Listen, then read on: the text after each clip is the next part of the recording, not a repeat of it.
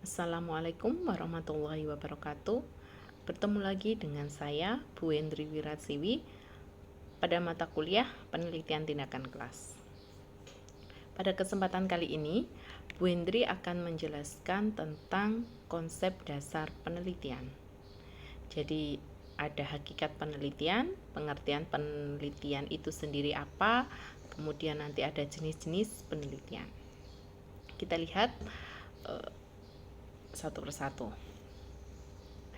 Kita tahu bahwa setiap manusia itu dibekali oleh akal dan pikiran. Sehingga manusia yang berakal sehat itu pasti sudah memiliki pengetahuan, entah itu berupa fakta, konsep, prinsip maupun prosedur terhadap suatu objek, ya. Kemudian pengetahuan dapat dimiliki berkat adanya pengalaman atau interaksi dengan lingkungan. Nah, oleh karena itu, ada 3 jenis pengetahuan yang dibahas di sini. Ada logika, ada etika, dan ada estetika. Nah, kalau logika itu digunakan untuk membedakan hal benar dan salah. Sedangkan etika itu digunakan untuk membedakan baik dan buruk. Sedangkan estetika digunakan untuk membedakan hal yang indah dan yang jelek. Nah, salah satu wujud pengetahuan yang dimiliki manusia adalah pengetahuan ilmiah, yang biasanya kita kenal dengan ilmu, ya. Sekarang kita lihat apa sih hubungan antara ilmu dan pengetahuan. Ilmu itu sendiri adalah bagian dari pengetahuan. Namun, tidak semua pengetahuan dapat dikatakan sebagai ilmu, ya. Kenapa? Karena suatu pengetahuan itu bisa dikatakan sebagai ilmu apabila memiliki 2 hal. Yang pertama ada koherensi dan ada korespondensi. Nah, apa itu koherensi? Koherensi itu dikatakan bahwa suatu pernyataan itu dikatakan benar jika pernyataan tersebut konsisten dengan pernyataan sebelumnya. Itu koherensi. Sedangkan korespondensi adalah suatu pernyataan itu dikatakan benar jika pernyataan tersebut didasarkan pada fakta ataupun realita, ya. Sehingga dua hal ini kita memperoleh pengetahuan. Jadi ya, salah satu cara untuk mendapatkan ilmu adalah melalui penelitian. Nah, seperti itu. Kenapa? Karena ilmu itu atau pengetahuan itu dikatakan sebagai ilmu apabila memenuhi 2 hal ini, koherensi dan korespondensi. Kita bisa memenuhi itu melalui yang namanya penelitian. Nah, penelitian itu sendiri dapat didefinisikan sebagai upaya untuk mencari jawaban yang benar atas suatu masalah berdasarkan logika yang didasari atau yang didukung oleh fakta-fakta empirik, seperti itu. Dapat juga dikatakan penelitian itu adalah kegiatan yang dilakukan secara sistematis melalui proses pengumpulan data, pengolahan data, dan menarik kesimpulan berdasarkan data-data yang sudah terkumpul. Nah, itu dikatakan sebagai penelitian. Jadi kita bisa memperoleh ilmu itu salah satunya adalah melalui penelitian. Berikutnya, menurut Sujana, penelitian itu adalah penelaahan yang terkendali yang mengandung 2 hal pokok, yaitu ada logika berpikir dan ada data, ya. Itu menurut Sujana. Logika berpikir itu tampak dari langkah-langkah sistematis yang digunakan ketika proses pengumpulan data tersebut. Jadi ada pengumpulan, ada pengolahan, ada analisis, ada penafsiran, ada pengujian, sampai diperoleh suatu kesimpulan. Itu adalah logika berpikir ya. Kemudian berikutnya ada namanya metode ilmiah ya. Apa itu metode ilmiah? Metode ilmiah itu adalah kerangka atau landasan bagi terciptanya sebuah pengetahuan ilmiah. Kenapa? Karena penelitian itu upaya untuk memperoleh kebenaran yang didasari oleh proses berpikir yang ilmiah. Nah, jadi penelitian yang dilakukan dengan menggunakan metode ilmiah itu mengandung dua unsur penting. Ada pengamatan dan ada penalaran. Nah, metode ilmiah itu didasari oleh pemikiran bahwa apabila suatu pernyataan itu ingin diterima sebagai suatu kebenaran, maka pernyataan tersebut harus diverifikasi atau diuji dulu kebenarannya secara empirik atau berdasarkan fakta.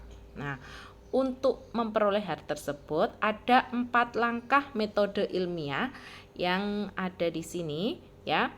Ada yang pertama ada merumuskan masalah, di mana di sini adalah mengajukan pertanyaan untuk dicari jawabannya ya. Jadi tanpa adanya masalah tidak akan terjadi yang namanya penelitian, karena penelitian dilakukan untuk memecahkan masalah ya. Di sini merumuskan masalah itu biasanya adalah dengan bentuk pertanyaan seperti itu. Yang kedua, 4 langkah dalam metode ilmiah adalah mengajukan hipotesis. Apa itu hipotesis? Jadi mengemukakan jawaban sementara yang sifatnya itu masih dugaan atas pertanyaan yang diajukan sebelumnya. Nah, hipotesis penelitian ini dapat diperoleh yaitu melalui kajian teori yang digunakan untuk menjawab rumusan masalah tadi. Nah, berikutnya ada verifikasi data. Verifikasi data itu apa? Yaitu proses mengumpulkan data secara empiris, kemudian diolah, dianalisis, kemudian diuji kebenaran hipotesis tersebut. Seperti itu ya. Kemudian yang keempat adalah menarik kesimpulan. Nah, menarik kesimpulan itu adalah menentukan jawaban-jawaban atas pertanyaan yang kita rumuskan pada rumusan masalah. Ya. Jadi apakah hipotesis yang kita ajukan sebelumnya tadi diterima ataupun ditolak. Nah, itu adalah proses menarik kesimpulan di mana di situ adalah menjadi bagian dari metode ilmiah. Nah, dengan mengikuti langkah-langkah ini, jadi mulai merumuskan masalah sampai menarik kesimpulan, kita bisa menemukan sebuah pengetahuan atau sebuah ilmu ya yang didasarkan pada prosedur-prosedur ilmiah dan berdasarkan data-data yang empirik atau berdasarkan fakta. Seperti itu. Kemudian berikutnya nih ya, ada langkah-langkah penelitian. Ada perumuskan masalah, ada mengajukan hipotesis, ada verifikasi data, ada menarik kesimpulan, di mana di sini ada pengkajian teori seperti yang saya sampaikan sebelumnya tadi. Kalau pengajuan hipotesis mau ke verifikasi data itu ada proses pengumpulan data, kemudian ada proses analisis data. Sedangkan mau menyimpulkan itu kita ada aktivitas yang namanya interpretasi hasil analisis data. Berikutnya, untuk mendapatkan kebenaran ilmiah, penelitian harus mengandung unsur keilmuan dalam aktivitasnya. Nah, jadi di sini ada karakteristik keilmuan. Yang pertama ada rasional, ada empiris dan ada sistematis. Apa itu rasional? Rasional yaitu penyelidikan ilmiah adalah sesuatu yang masuk akal dan terjangkau oleh penalaran manusia. Itu rasional. Sedangkan empiris itu adalah menggunakan cara-cara tertentu yang dapat diamati orang lain dengan menggunakan panca indera manusia. Sedangkan sistematis di mana karakteristik keilmuan itu menggunakan proses atau langkah-langkah tertentu yang sifatnya logis seperti itu. Penelitian itu dikatakan tidak ilmiah jika tidak menggunakan penalaran yang logis. Tetapi menggunakan prinsip kebetulan, coba-coba, spekulasi itu belum dikatakan bahwa penelitian itu tidak ilmiah. Nah, cara yang seperti itu tidak tepat digunakan untuk penelitian, ya. Suatu penelitian yang baik dalam arti ilmiah ya ini ya, yaitu jika mengikuti cara-cara yang ditentukan serta dilaksanakan dengan adanya unsur-unsur kesengajaan. Jadi bukan karena kebetulan sifatnya. Berikutnya ada tujuan umum penelitian. Nah, sebelum masuk di tujuan umum penelitian, jadi ada beberapa konsep yang kurang tepat, yaitu tentang penelitian, di mana satu adalah penelitian bukan sekedar mengumpulkan data atau informasi. Jadi penelitian itu bukan hanya mengumpulkan data saja atau informasi, itu belum bisa dikatakan sebagai penelitian, ya. Jadi penelitian itu bukan hanya sekedar memindahkan fakta dari suatu tempat ke tempat lain. Misalnya tadi hanya mengumpulkan data seperti itu, ya. Itu tidak bisa dikatakan sebagai penelitian. Kita lanjutkan ke tujuan umum penelitian.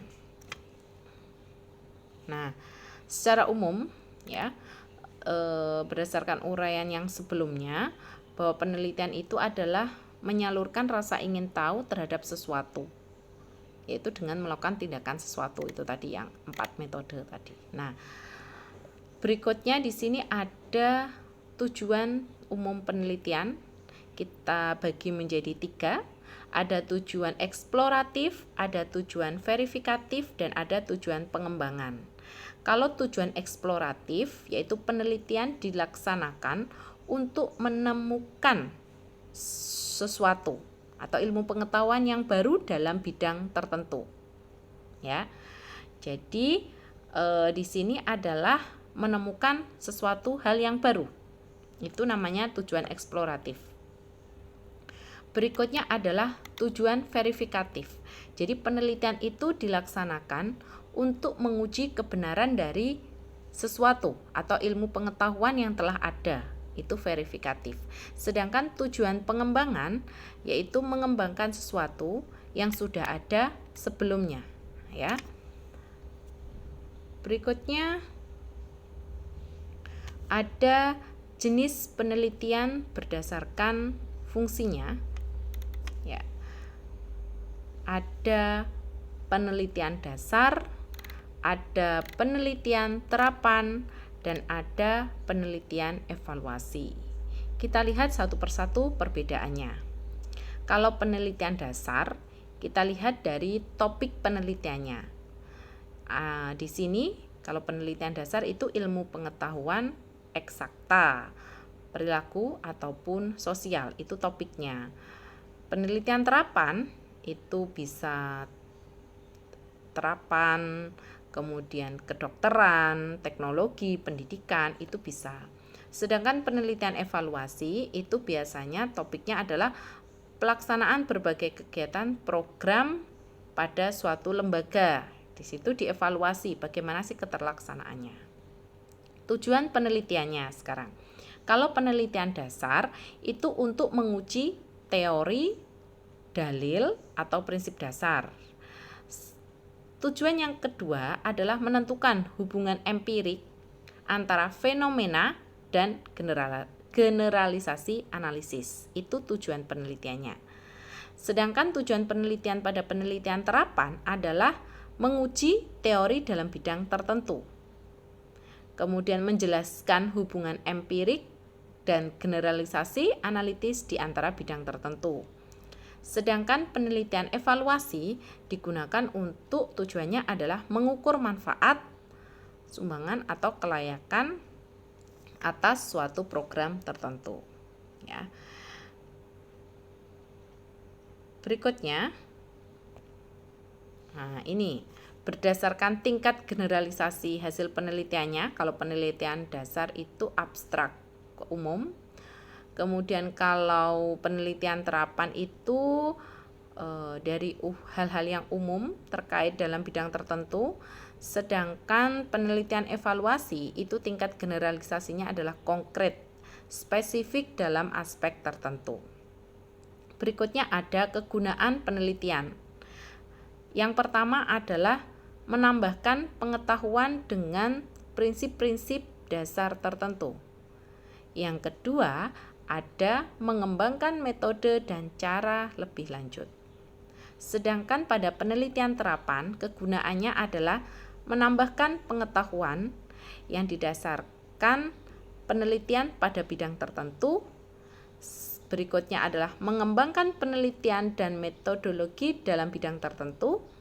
Sedangkan kegunaan penelitian pada penelitian evaluasi adalah ada menambah pengetahuan, mengembangkan penelitian, landasan pembuatan kesimpulan. Itu adalah jenis penelitian berdasarkan fungsinya. Nah, kita lihat satu persatu. Penelitian dasar.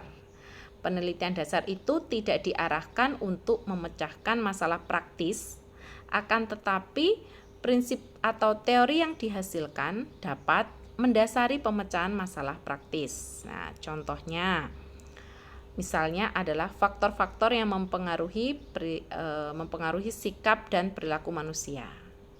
Nah, kemudian hasil penelitian pada penelitian dasar ini biasanya digunakan sebagai landasan dalam mengembangkan sikap atau merubah perilaku melalui proses pembelajaran. Seperti itu. Berikutnya ada penelitian terapan. Kalau penelitian terapan itu berfungsi mencari solusi tentang masalah-masalah tertentu yang hasilnya itu nanti bisa langsung diterapkan untuk memecahkan permasalahan yang dihadapi. Itu penelitian terapan. Ya, jadi mencari solusi kemudian digunakan secara langsung untuk memecahkan permasalahan tersebut. Itu penelitian terapan. Sedangkan penelitian evaluatif itu adalah bagian dari penelitian terapan. Tujuannya untuk mengukur keberhasilan suatu program atau produk atau kegiatan tertentu, ya. Ada dua kegiatan di mana penelitian evaluatif, ada kegiatan pengukuran atau pengambilan data, ada juga kegiatan membandingkan hasil pengukuran dan standar yang digunakan. Itu untuk mengevaluasi. Nah, lingkup penelitian evaluatif dalam bidang pendidikan, misalnya dalam hal kurikulum, kemudian program pendidikan, terus misalnya mengamati pendidiknya, siswa, kemudian organisasi dan manajemen. Gitu ya. Kemudian, jadi penelitian tindakan kelas itu termasuk dalam penelitian apa? Silakan difikirkan secara mandiri, nanti kita bahas pada pertemuan selanjutnya. Sekian yang bisa saya sampaikan. Terima kasih. Wassalamualaikum warahmatullahi wabarakatuh.